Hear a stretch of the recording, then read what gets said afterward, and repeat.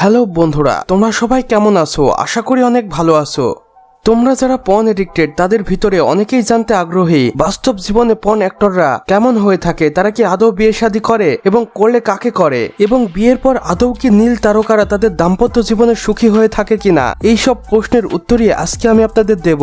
আর এজন্য আমি আপনাদের জন্য নিয়ে এসেছি বেশ কিছু নীল অ্যাক্টরকে যাদের ফ্যামিলি সম্পর্কে জানাবো। আশা করি আমাদের আজকের ভিডিওটি আপনাদের অনেক ভালো লাগবে। তো চলুন বন্ধুরা, আমাদের আজকের এই ইন্টারেস্টিং ভিডিওটি শুরু করা যাক। বন্ধুরা, প্রথমেই আমি আপনাদের জন্য রেখেছি সানি লিওনকে, যার জন্ম কানাডাতে হয়েছিল।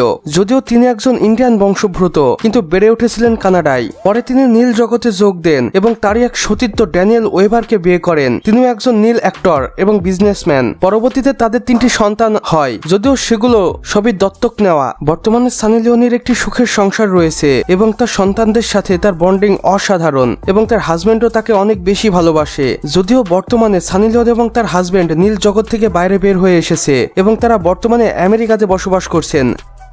বন্ধুরা, দ্বিতীয় নম্বরে আমি আপনাদের জন্য রেখেছি স্টিভেন ওলফসের ফ্যামিলিকে। এই নামটি আপনার কাছে একটু নতুন মনে হলেও লোকটিকে আপনি অবশ্যই চিনেন। জি হ্যাঁ বন্ধুরা, আমি বলছি নীল জগতের বেহেতাব বাদশাহ জনি সিন্সের কথা।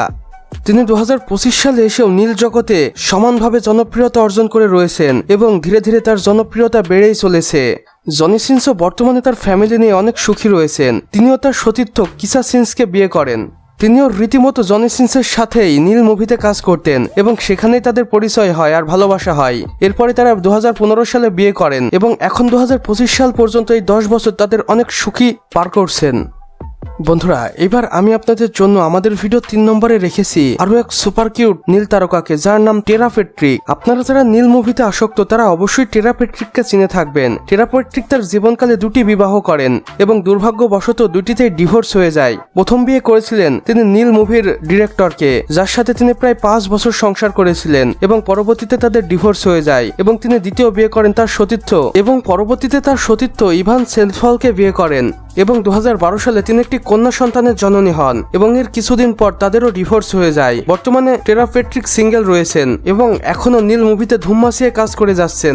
বন্ধুরা, এবার আমি আপনাদের যে নীল তারকার সাথে পরিচয় করিয়ে দেব তাকে তো আপনারা অবশ্যই সকলেই চেনেন। জি হ্যাঁ বন্ধুরা, আমি ব্র্যান্ডি লাভের কথাই বলছি, যার বর্তমান বয়স 60 ঊর্ধ্বে এবং তিনি এখনো নীল মুভিতে ধুম মাসিয়ে কাজ করে যাচ্ছেন, তাও বিরতিহীন ভাবে। ব্র্যান্ডি লাভ 1994 সালে তারই নীল মুভির ডিরেক্টর ক্রিস পটোস্কিকে বিয়ে করেন এবং সৌভাগ্যবশত এখন পর্যন্ত তাদের ডিভোর্স হয়নি এবং তারা সুখে শান্তিতে বসবাস করছেন।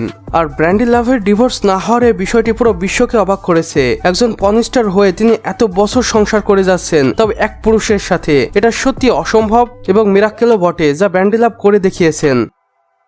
তো বন্ধুরা, আমাদের আজকের ভিডিও বাস এতটুকুই। ভিডিওটি ভালো লাগলে অবশ্যই একটি লাইক করে দিবেন এবং কমেন্ট বক্সে লিখে জানাবেন আমাদের আজকের ভিডিওটি আপনাদের কেমন লেগেছে।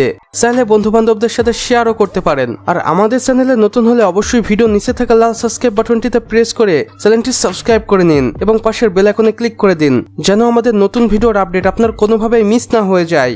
সম্পূর্ণ ভিডিওটি দেখার জন্য আপনাকে অসংখ্য ধন্যবাদ।